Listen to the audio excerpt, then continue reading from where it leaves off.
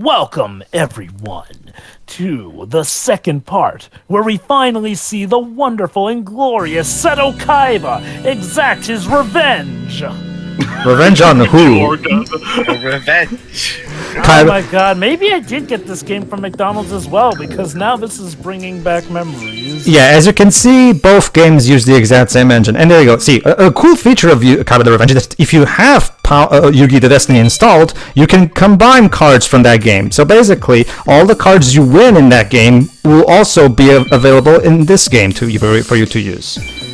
So, so basically, kind of cool lock-on. So yeah, the free games use a lock-on technology of sorts, basically. Yep. Again, remember back when you could literally get these games in Happy Meal toys?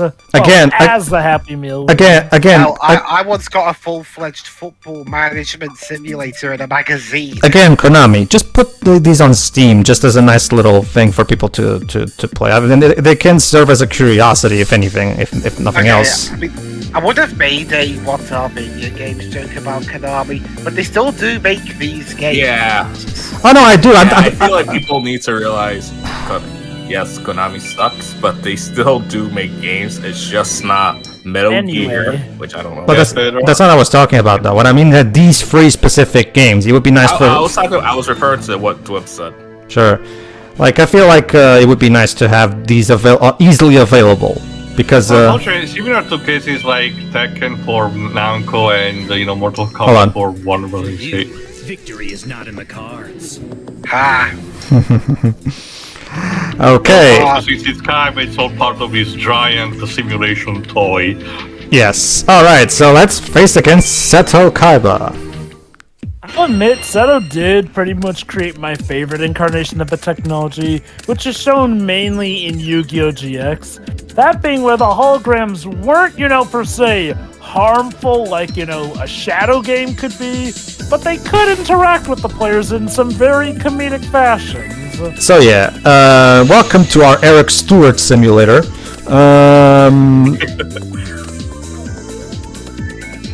Alright, hold on. Anyway, Kaiba, you're coming at me with that card? Hold on. Not bad. Not bad, huh? Gotta take any compliment that you can get from this guy. Well, okay. To be fair, that actually is one of his losing lines. That actually is not that mean, where he says, "You lost, but you won my respect as a duelist." So, to be fair, his lines are not in. Oh. So you're activating. Yeah, Kaiba's equivalent of that line is, "So you're activating a spell card." See, here's Kaiba's usual technique here and there. Act like nothing Hold on. phases him This one. until...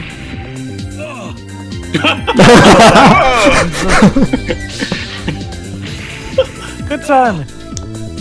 Okay, the way that goes makes him seem like he's aroused by something. Yeah.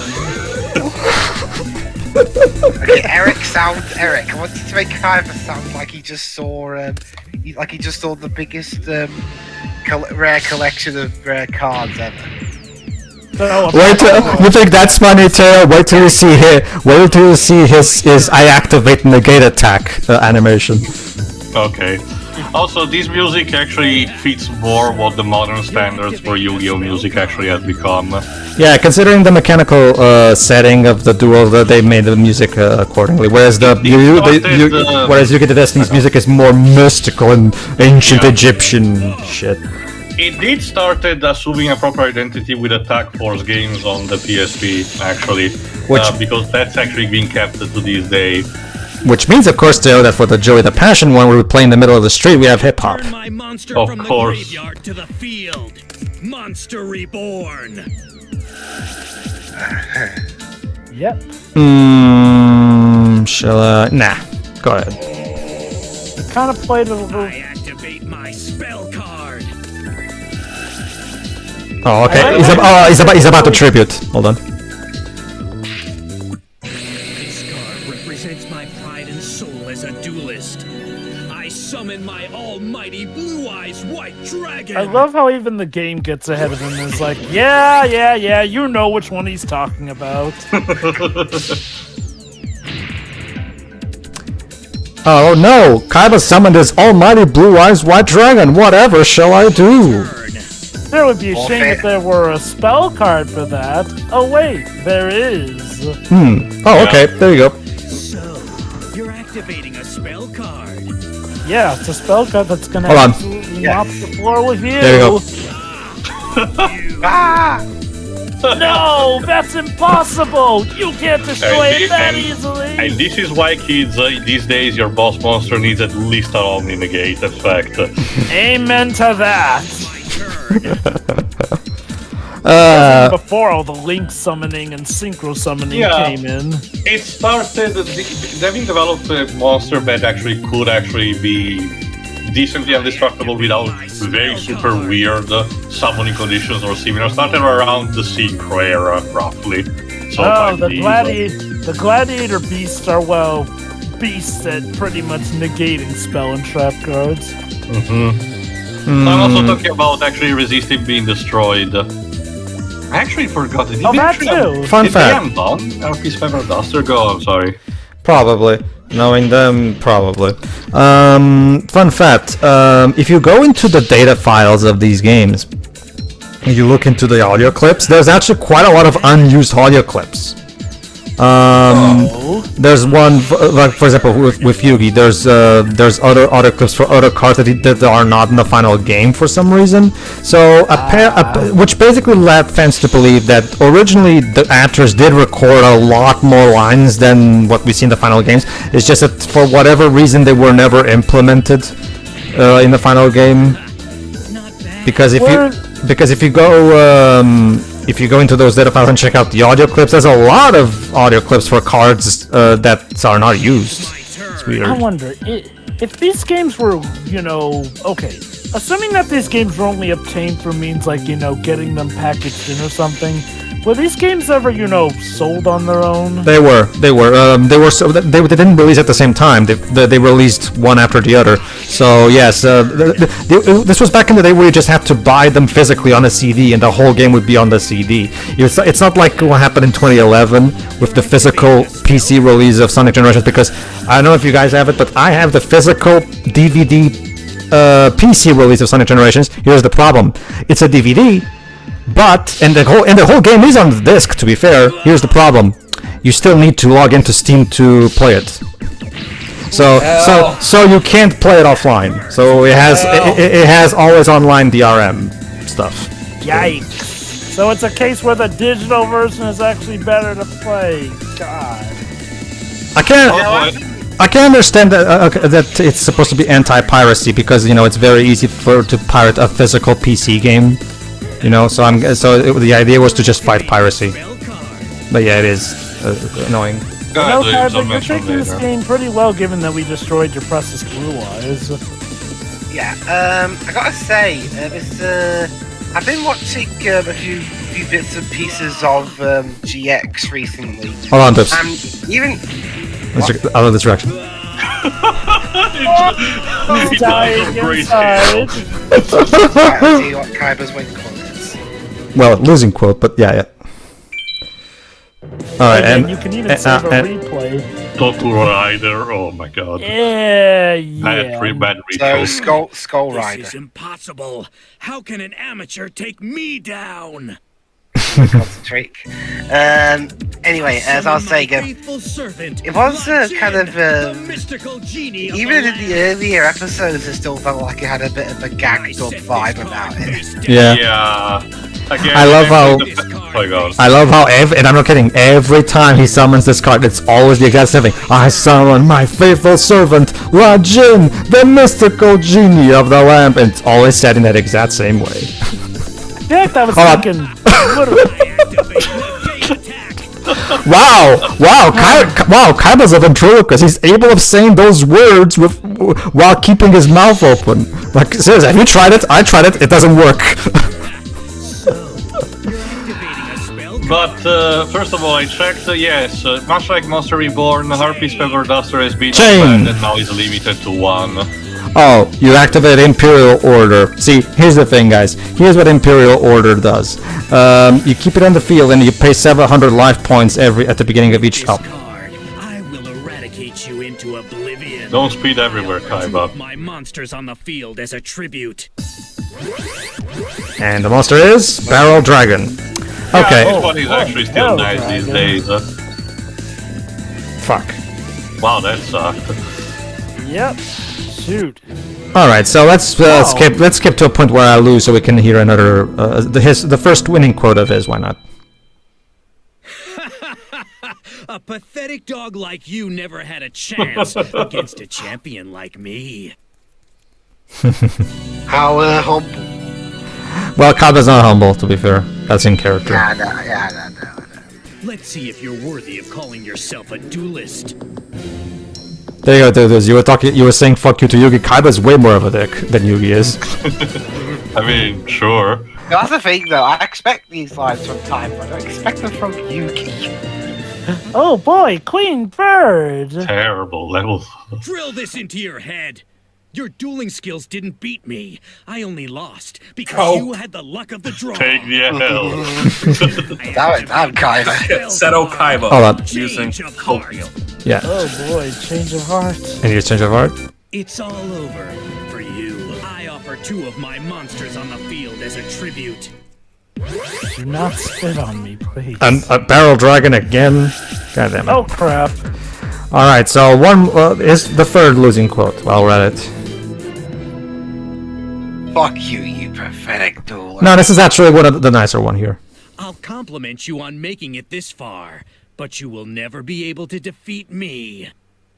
All right, that's not too bad. Yeah, that's probably the nicest kind of enemy. If you even think for a second you're going to win, you're lying to yourself.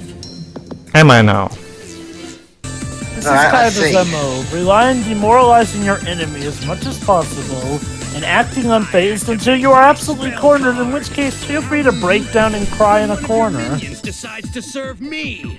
Well, you're about to find out. I activate Soul Exchange. Oh boy, Soul Exchange. That was a complex card back in the day. All right then. I guess it's not that way now. It's serviceable, but there are better alternatives. All right, so Yeah. last winning quote from him. You lost, but you've earned my respect as a duelist. There you go. Rare. Oh, nice. Oh, well. Okay, so that's the nicest kind. Okay, So so now, believe it or not, the toughest of these games is not the one against Yuki, not the one against Kaiba, but the one against Joey. welcome to Joey the Passion. Okay, Oh, so man. keeping up with the tradition of the Power of Chaos trilogy. All of the cards you obtain in Yu-Gi-Oh! Destiny and Kaiba the Revenge are usable in this one, into a total of 771 cards.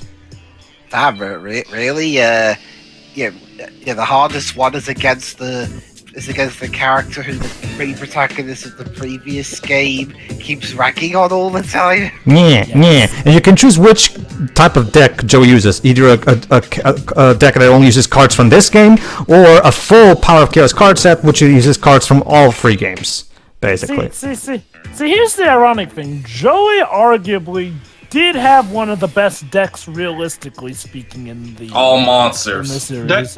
Or at the first, that Joy is supposed to be essentially a service Hold on, guys. for the actual viewer. Time for some good old. Duelist level. I'll explain the two-player duel later. For now, let's just and yes, the replay mode. Okay, let's. All right, time for some good old Brook. Oh yeah, and the stars. I forgot about the stars. Basically, there's a star system in this one where the more you win, the more stars you get, and the more stars you get, the harder Joey gets to defeat. Come and bring it. I'll take you on anytime, any place. Yes, Joey's voiced once again by Wayne Grayson. Yes. So, Boxes. no, that's a thing too. Like So they give Joey some really tough decks actually. No, I know that. I was talking about the fact that the rock paper scissors was actually handled by wooden boxes. to show that Joey is a kid of the street No. show. But my biggest question is: does Joy uses his creepy chin expression in this game? Well, I'll let you be the judge of that. Sure, but basically to continue what Deji was saying, again, Well, he starts, very poorly. Again, being a surrogate for the viewer. Joey uses a combination of sort of a patchwork. Sure, a patchwork of cards that he gets from other duelists to create a deck that. Joey, Joey, you moron! Don't tell me that it's a trap card. Look. While not on the same level as Yugi's or Kaiba, he's still relatively confident on its own. Okay, Teo, I don't know about the chin one, but he does have the expression every time I activate a spell card. So there's that. There's that. So, there's more of an expression. I was talking about the frame. I'll give you an example in the meantime.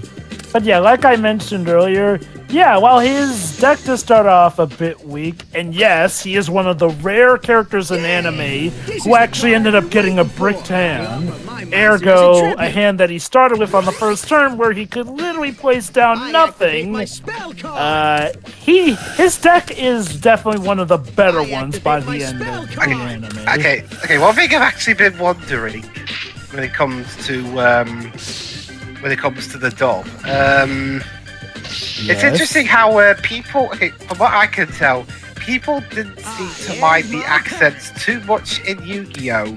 Yeah, in a lot of the other dubs, One Piece, it was quite the opposite reaction. Okay, remind me, wasn't the big problem with the 4Kids dub of that show, the terrible censorship? Wasn't that more so about the censorship rather than... Yeah, I'm pretty sure it was more so the censorship. What I was talking about, what I mean is, people seem to be fine with them in Yu-Gi-Oh! For the most part, but in shows like, say, One Piece, it was found to be just really ridiculous. I don't know. I also really a critique thing. I love how in these games people are capable of saying full-blown sentences with no issues, despite keeping their mouths open. Like they don't even have to do the required mouth gestures to say these words. But didn't you know, Pedro? In the world of Yu-Gi-Oh, another method to being a great duelist is to learn ventriloquism. Clearly. Yeah. There's plenty of characters who open their mouth a lot, yet they still win. The effect activates at the same time.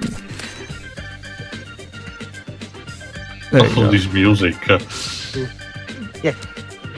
Yeah, now I'm a good duelist, but I got some sick beats here too. Yeah, actually, this is connected to what I was instead saying before. I mentioned this on other occasion, but I really am not a fan of the direction we wanted to have for the English dubbing of GX. Just kidding. I love GXs. We're talking about that. Music is awesome. No, I'm not talking about the music. I'm talking about the gag dub. That they gave it. Gag dub. Yes, that Jova. Don't you know stuff like the more infamous stuff that came out recently, like gave Amber Mammoth a Schwarzenegger voice for some reason when he's not even supposed to talk. Go along and set this card here. Let me give you a little hint. Okay, moving on. Okay, that must be a gag dub you're talking about, and not like the actual dub. No, that's the official. No, that's what I mean, Jova. The official dub for there's a reason people consider the dub of Yu-Gi-Oh! GX pretty much the progenitor for the abridged series. A lot of jokes in the dub is kind of something you would hear in the abridged series. Yeah, and I love it for that. Alright, so on. Let's take a look at other things you can... Oh, actually, this is still... Never mind, go on. I'm really good at playing card games, and that's what life is really all about anyway. That's the thing. Okay, I would expect that from an credit. actual fan project, potentially something for dedication for the fans, not from the official actual product, especially from the dub from what's supposed to be the official dub from probably supposed to be foreign. Like Ghost Stories, I get the idea behind it because the original product was so nothing, but GX, had actual stories and characters where the dub just basically made fun of and said, "Oh, isn't this silly anyway?" I never really got that inkling from GX, at least for seasons 1 and 2. So no, honestly, I'm fine with GX's dub. Okay, season 3. Okay, to be fair, that's more so them just deciding to cut the show off at season 3 that I'm more of an issue with. And there. Yeah, honestly, Honestly, that season with the really annoying protagonist would have benefited from a gag dub. Yo, Zexel. Zexel, yeah. I don't know if he gets better in Zexel 2, and yes, for some reason... Jova, let me put it, the best summation that I can give you to Zexel is the one that Rata, aka Rank 10 Yu-Gi-Oh! Mentioned in one of his videos. Zexel, a series built upon people not being able to read card effects. Can we please not talk about Yu-Gi-Oh! Zexel? Yeah, basically, audience, we have something of a history with Zexel. And for the record, yes, I know we watched the dub, but but half the time in stuff like that, the Japanese version isn't exactly that much better. Oh, no. In some ways, the Japanese version was actually worse, because the catchphrase there makes absolutely no sense, because it's literally pop flying. Like I said, with GX, I'm actually willing to, stand by what the original product was supposed to be, which was what my country did. Zexel is just bad no matter where you look at it. What is this? So would that count as the Chin one too? I don't. No. I get the idea why they not use it, because if these are actually based on the manga illustration from Takahashi, while the creepy Chin actually comes from animation cutting corners from the anime. I will never forgive 4Kids for just ending GX like that. It's like, well, kids, Jaden died. The end. Now, also, another thing about Zexel, when it finally got representation in Duel Links not too long ago, they changed his voice actor.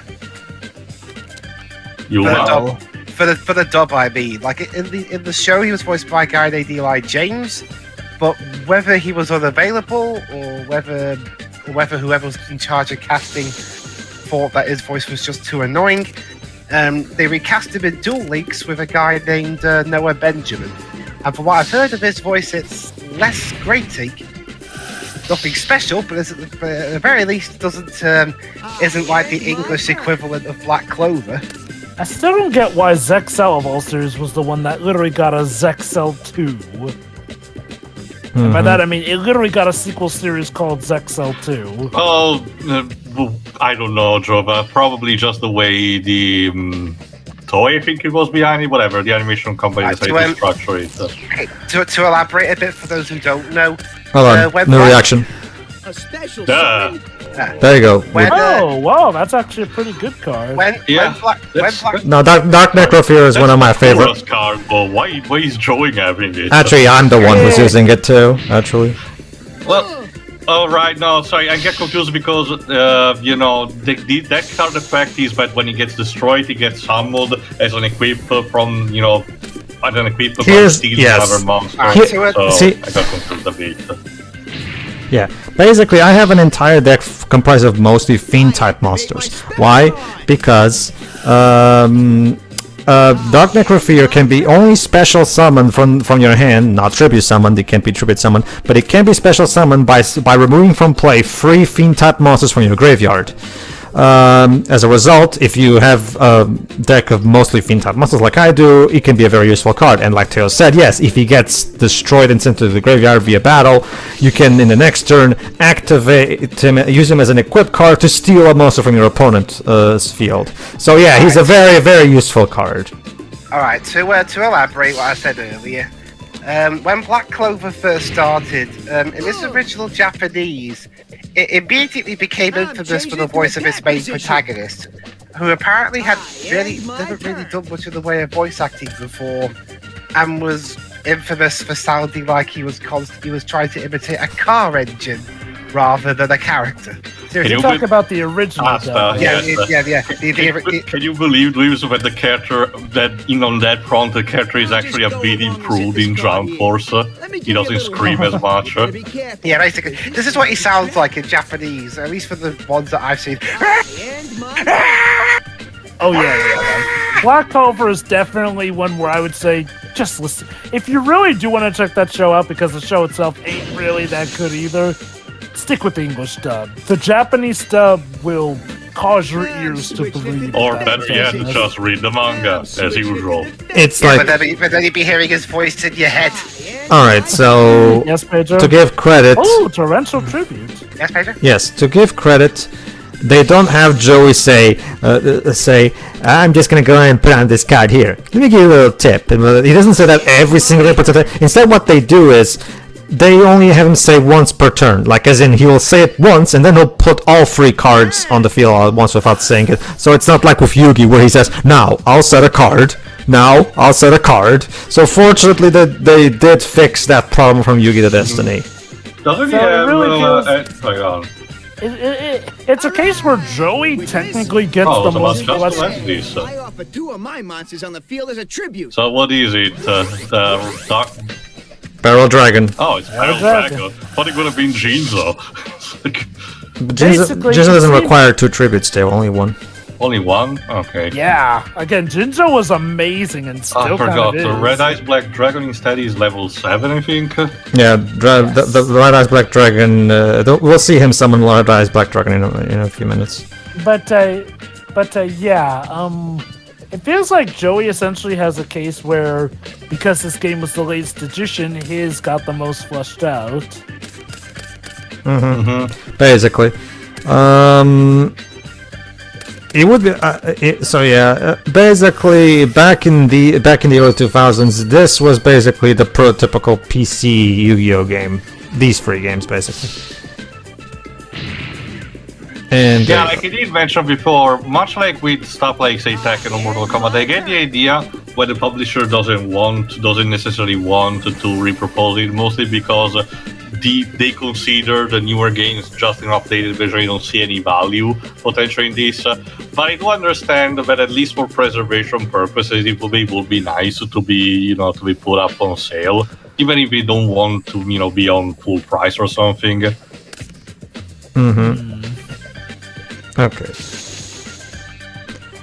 So what's next, Joey's Joey? actually giving you a bit of a tough time, it seems. That's because he's already. I have a completed save file where he already has max star, so I'm fighting super duper hard for Joey at this point. And of course, in true tradition of AI, when it comes to coin toss, when the AI does it, almost all the time it's in their favor. But when it comes to you, it always sucks.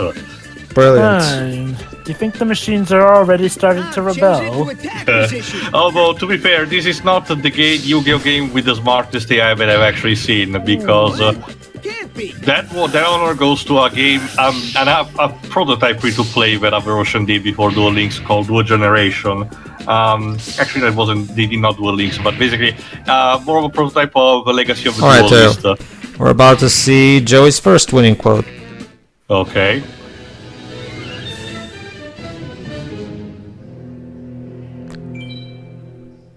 Duelist extraordinaire Joey Wheeler's battles have only just begun. Oh no. But you've been dueling for a while. Oh, yes.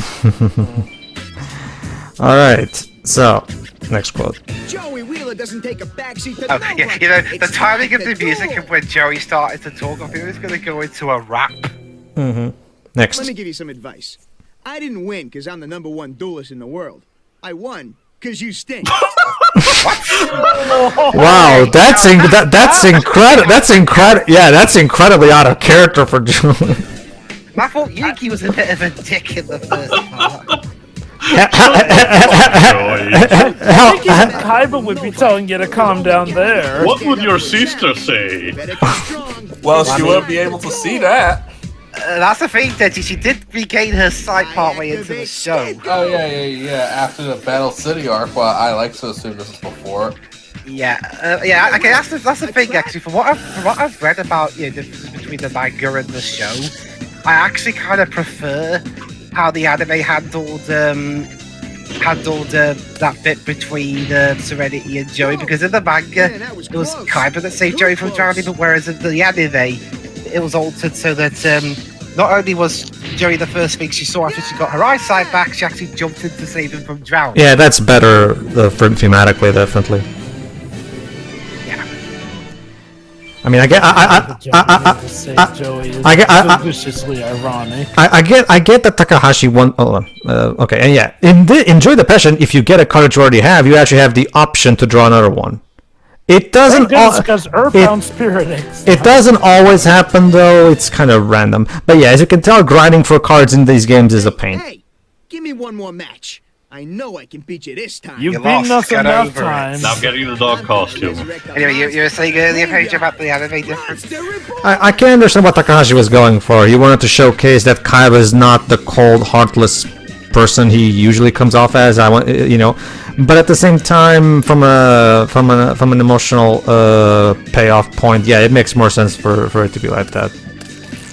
Besides, I mean, Kaiba already had his moments, and besides, up to that point, the most Serenity was just basically, just praying and hoping that Joey would get her right. That's his losing quote. Just So giving us something like that helped.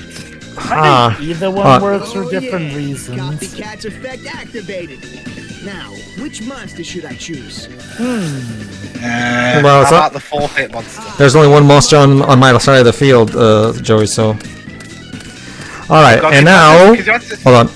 I summon my red eyes black dragon. Japanese? No, get rid of it. And there's the Red Eyes Black Dragon. My spell That's what I thought card. kids would think. My field spell card activates. All right, so one of the many variations of Alessi is the deck dedicated basically to fusions. So let's check out what he does with this. Could you imagine if someone was such a giant dickhead? He made a fake card that's written and carefully made out to sound like I forfeit. And now here's So when a duelist says it, even though he doesn't need to, that's the name of the card. He kind of has to forfeit because he said it. Anyway, Pedro. here's one of his most iconic monsters. As 1,000 years pass by, my legendary dragon becomes smarter and stronger. I summon. Yeah, but you actually have to fuse instead of just having your time And it's wizard still agent not up. that great. That's one of the problems with early fusion monsters. They tend to suck. This victory's in the bag. I offer my monster as a tribute. Hell, there were some times when a fusion monster had less attack points than some of its components. Yeah. All right, hold on. I better think of something fast. I'm running out of options. I guess you should. Yeah, for the way Joey's mouth was moving, he wasn't like he was saying that. It kind of looked like he was saying. Well, it's the same thing with Kaiba. Ha ha ha ha! I activate Ninja. I can't say it. Look at this. I didn't know voice actors for Mega Man X4. I end my turn. Okay. That's probably the most unfitting voice Mega Man has ever had. I've been waiting for. I offer my monster as a tribute. It's the same voice actor From Mega Man in 8, yeah, I know. All right, another one. Your favorite stage? Man, I got totally whooped. But I'm never gonna quit as long as I got my whole future ahead of me. That's good. My whole future ahead of me. All right, next one. So not your dad then. You gotta work harder and put yourself into the deck. Oh yeah, Once you yeah. learn Now more he's about the being heart more of the cards, I supportive. can What was that guarantee that dickhead you'll thing you win. said earlier? Okay, I'm guessing the idea is that he's a street kid, so he's more, he's more rough. Rash. He's more blunt. Yeah. So I guess that was the idea behind it. But yeah, and that was the Yu-Gi-Oh! Power of Chaos trilogy too. Again, pretty much not much more than I have said already. For the time it was made, it was pretty innovative, and there's also the fact that to this day it still looks great. And even sounds great. So yeah, a potential release maybe in one block, as a mini compilation of sorts, wouldn't really hurt, even for preservation purposes. But I get the idea why Konami doesn't tend to do that. Probably a combination of we don't see much value and there might be some minor licensing fuck up potentially. I don't know. Still, these are pretty nice. Even if to this day there's Dual Links as a good alternative, these are still a nice piece of the Yu-Gi-Oh catalog. Next. Jova. It's they're charming. they're pretty charming games, honestly, here and there. I've got fond memories of them since now I do recognize these as the games you could get from McDonald's Happy Meal toys, so good stuff overall. Oh man, I kind of do miss when, you could literally get some video games along with your orderer. But nah, these games are charming, they got good production value to them. Yeah, I dig them. I wonder if mainly the main reason they've not been re-released is because, well, at this point, people are used to the usual meta with the games here and there, and this is from back when the meta was way younger. That's the only other reason I can think of why they haven't re-released these on Steam yet. Which is a shame, because I do feel like there is a place for these games to come back for people with the nostalgia for it. They're good. Enough said. Okay, Dibs. I mean, they look fine. I mean, I don't really play the card games, well, at all. But in terms of presentation, at least, it looks all right for a game that you could get for free from a box of chips and chicken nuggets. So there's that at least. I mean, there were certainly worse products released for Happy Meals, like those terrible LCD games that look even worse than those ones from Tiger Electronics a decade earlier. So yeah, there's that at least. It's not shovelware. Or shovel hardware in that case. Yeah, that's it. Hey, Joe. No, actually, I'll let you go first, though. This looks neat. Great love to the anime. Props for getting the voice actors that act and to rephrase their roles. I should probably try this out one day. I can send you the ISOs because again, like you can still get these used on eBay, but they probably go for a bit of a price nowadays. Yeah. Go on. Yeah, that's it. Okay, for me, it's just one of the. Again, it's all about the nostalgia for me. Like again, I played these a lot back in the day, so it really. So I do miss the. Oh, apparently there was a special edition of Yu-Gi-Oh! Destiny that was basically just a big pyramid, like the Millennium Puzzle. Like a collector's edition. Yeah, that was shaped like the Millennium Puzzle itself. Nice. Okay, that's pretty cool. But yeah, no, the voice actors are just as good as they always been. So it's nice to again. There was a cool novelty at the time. Yeah, these are going for. Okay, I did find a special edition on eBay that's only 44 euros, but the other one I found one that's completely sealed for 450 euros. So yeah, these things can go for quite a price. And yeah, considering their lack of content, considering you're just fighting one opponent over and over, yeah, that can be a tough sell. Okay, I found a copy that's only 10 bucks. So okay. Also seeing something, Pedro. In the meantime, these three games they were just made for the Western audience because they got released only in North America and Europe, not in Japan. Well, remember, that's the thing too. They got considering the English voice acting. I would think these originally were Japanese with the Japanese voice actors, and then got imported. But no, not even that. They were not. No. They were made. I can kind of see why. I'm guessing this was a Konami America project, maybe. Potentially. Okay. Say what you will about original dub and whatnot, but Yu-Gi-Oh! Was definitely more iconic for the dub. And when I say Yu-Gi-Oh!, I'm referring to like this series, because seasons never got a dub. But well, okay, like that's overall the thing. Honestly, is like, well, Yu-Gi-Oh! Definitely lived and breathed with its dub. Its dub gave us laughter, love, joy, and hate. It's also what inspired a lot of stuff from the abridged series, so yeah. Oh, I found it. I think I found it, Joe. I think I found that thing that you're talking about here on eBay. The Power of Chaos Yu-Gi-Oh! Destiny trial version. Maybe this was what you saw back in the day. That might be it. It says trial. It says trial version, so I'm guessing this was the demo that they were handing out. How do you even make a demo of Yu-Gi the Destiny exactly? Because it's just one opponent. What exactly did you cut out to make a demo out of it? Sometimes they would cut out certain modes, essentially. I guess. Interesting. But yeah, that's it. Like, it's a really cool thing. But I'll look into Dual Links, I guess, so to see if it really is the successor to these, then it should be cool. Oh yeah, everybody. So that was Power of Chaos. Fun fact, by the way.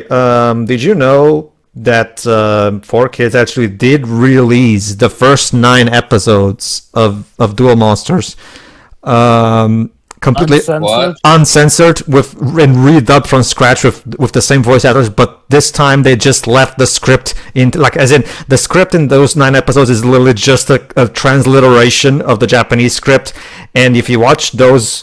Yeah, They actually have the guns intact, and the characters even swear. Not just that, Jova. That's nice, but at the same time, it also serves as a great demonstration of how, unlike what a lot of anime purists will have you believe, localization is much more complicated than just translating Japanese words into English. Because yeah, when you have the voice actors say the Japanese lines, it sounds very off because in true typical Japanese writing form, the dialogue is much more dry. And the characters say things that don't sound natural when they're saying English, which again, it's a demonstration of how localization is a very complicated process. That it's not just about translating words via Google Translate; it's much more complicated than that.